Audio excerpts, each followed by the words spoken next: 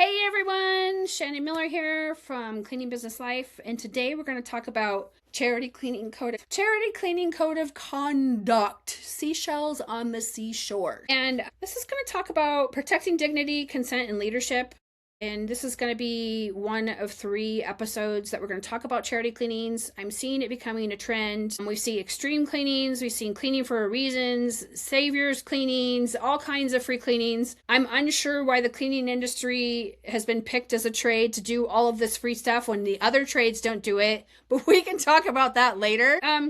So this episode isn't going to be about drama, influencers, or specific situations. It's going to be about standards. I'm recording this because charity cleaning is being done publicly more than ever before. I mean, you see the lawn guy and he goes and he does free lawn care, and sometimes he has conflict with the police depending on what area you're in, because you're not allowed to do free cleanings in certain areas, outside free cleanings. And too often good intentions are replacing structure, leadership, and professionalism. When that happens, the person receiving help is the one who carries the cost. And unfortunately, I've seen 2 really bad charity cleanings in the last couple of months that have been awful. There clearly wasn't a leader on site, and if the leader was a leader, then there wasn't any leadership, from my opinion. And you can argue with me all you want.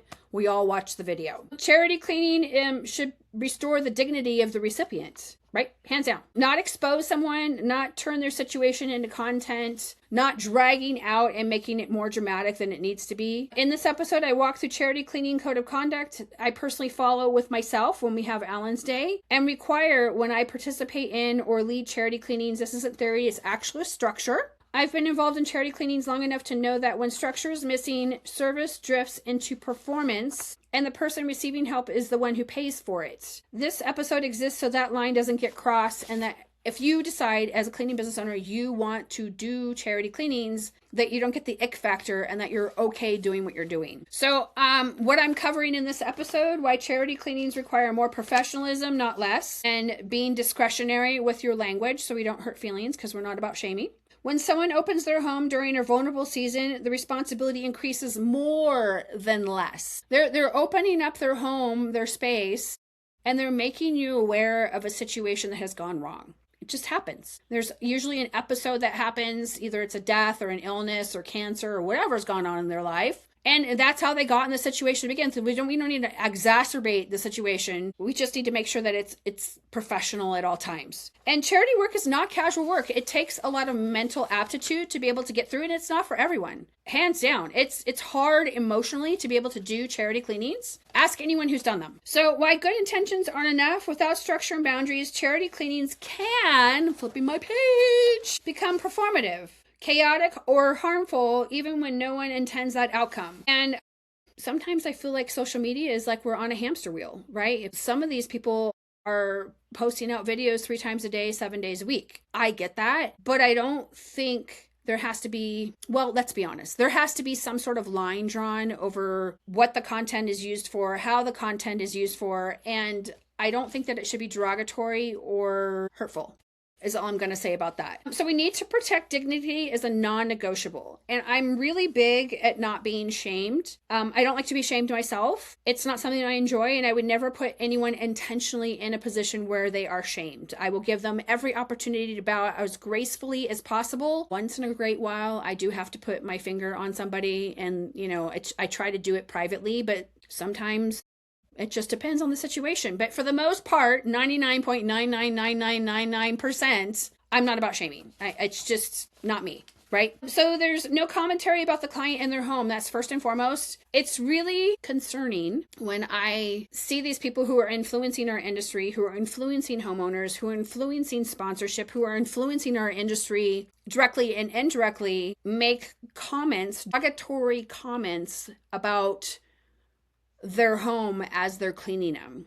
There needs to be some sort of decorum when you're inside someone's home. Yes, we all know that these homes are a shit show. Yes, we all know that some traumatic event happened to get them in the position they're in. There should be a certain amount of dignity that you're giving from one human to the next. And when you make comments publicly, everybody is watching. I was really disappointed at one of the comments that I just read that made a derogatory statement about this free cleaning that these people were doing. And I was shocked because I valued this person a lot more than after they said that, right? So I no longer put them on the pedestal, and I was kind of disappointed that this person who doesn't live too far from me, just down south, made this comment. And I was just, no apology was made about making the comment. It was just like, you know, this other person hurt my feelings, so that was the consequence of it. It's just shouldn't have been done. Should not have been done. And there should be no diagnosing, speculating, or narrating someone's situation. You don't really know what led up to the situation that they're in,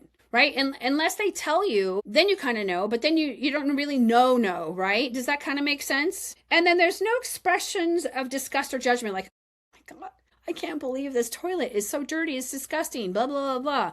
What you should be doing is like, oh my gosh, let's get this cleaned up for you so that you have a sanitized place where you can go potty. You know, it's just, let's show some dignity, right? And there should be no conversations that wouldn't be appropriate for the client to hear. So if you have something to say, it should be done privately. When I worked in the restaurant industry for, 18 years, TGI Fridays girl, if something really bad happened and I wasn't sure if I was going to write you up and or yell at you for whatever stupid thing you did, I would take you on the back dock. Customers didn't hear it. Other employees didn't hear it. The office, because you couldn't do this in the office. It wasn't private because the ceiling wasn't sealed in, so you could hear everything that was going on. So we'd go on the back dock. And sometimes the conversations were very firm, and other times they were full on, like, I can't believe that you did that. Those conversations, if you can't have conversations that you wouldn't talk to your mom about, you probably shouldn't be talking about them in someone's home while they're getting them cleaned, right? So just something to keep in mind should you want to take on free cleanings. So make sure they're appropriate and they're not harmful and you're not trying to shame anyone's dignity. Consent and filming. I'm not sure if this is going on. I'm assuming it is, but I just wanted to say this as a blanket statement for the people who are thinking about getting into charity cleanings. Filming is optional and never assumed. Yes, the whole point is getting some really cool content, but if it becomes too much, then you're just going to have to forfeit the content, right? You need written permission. It's required before any filming and or photography, and consent can be revoked at any time. If filming compromises comfort, filming stops, period. This is important to remember because if the person is not comfortable with you filming them and because they're worried about judgment or whatever else is going on, you're going to have to forfeit that right. Even though that was the agreement, sometimes business deals go bad, and this is kind of a business deal, right? Leadership and structure. Each charity cleaning that we do on Allen's Day has a designated lead. So there's typically only 3 to 4 companies at a time inside of someone's home, depending on the scope. And there's always one leader. And that leader is actually going to either volunteer to be the leader or they're going to vote to have them be the leader. And that leader can not be the leader next time, and it can rotate. Or if that person's a really good leader and everyone likes and respects him, that person can be a leader every time they do it, right? It just depends on what the dynamics are with the parameters that you're working in. And that lead is responsible for conduct, enforcement, and overall outcome of the job.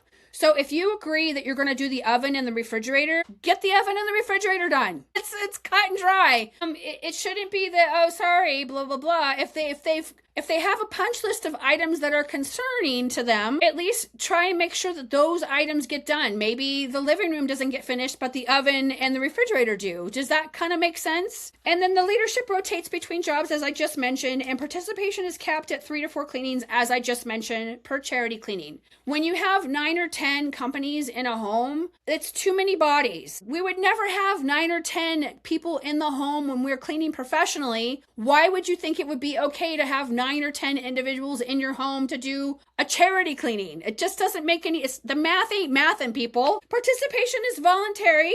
Compliance is mandatory. So if you cannot comply by these basic rules that we have, then you don't get to be a volunteer on the charity cleanings. Accountability. If standards cannot be maintained, the job stops as protection. So hopefully that doesn't happen and you guys all pull off the job because of whatever went down between 2 people. I'm hoping that you have enough professionalism that you can actually pull through and finish the job for them.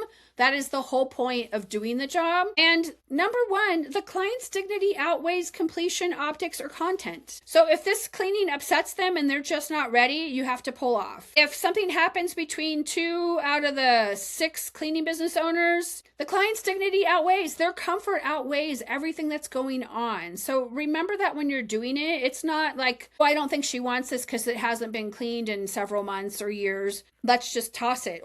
In case I didn't mention it, I started Allen's Day. God, it's been 5 or 6 years. Once a year, we offer free cleanings. It's all volunteer based. The goal is to do a bunch of houses in a day. That's how we do the charity cleanings here. That way, no one's committing to charity cleanings all over the place or when needed. And then that way, it ends up being a good thing for the community, right? So the reason why I started Allen's Day is Allen passed away in his home. No one had checked on him for 2 or 3 weeks. And I would have happily had someone made me aware, sent over someone to clean his home once a week for free. I would not have charged him. And so then I realized that there was more of a need for this type of stuff in my community. So make sure that you are following whatever protocol, whatever business model you want to choose to do so that you understand what kind of charity cleaning you're doing. It could be the charity cleaning where they fly all over the place and there are a bunch of people who show up to clean and then they show before and after, and sometimes they have a sponsor, sometimes they don't. You decide what you want to participate in and you get to be the leader in your own community. So I'm sharing this code of conduct as a free download. So anyone who wants to do a charity cleaning has the framework to do it. So you can just download the PDF, easy peasy. It's on a Google Drive, just ting, right? So there's no guessing, there's no improvising, there's no learning at someone else's expense.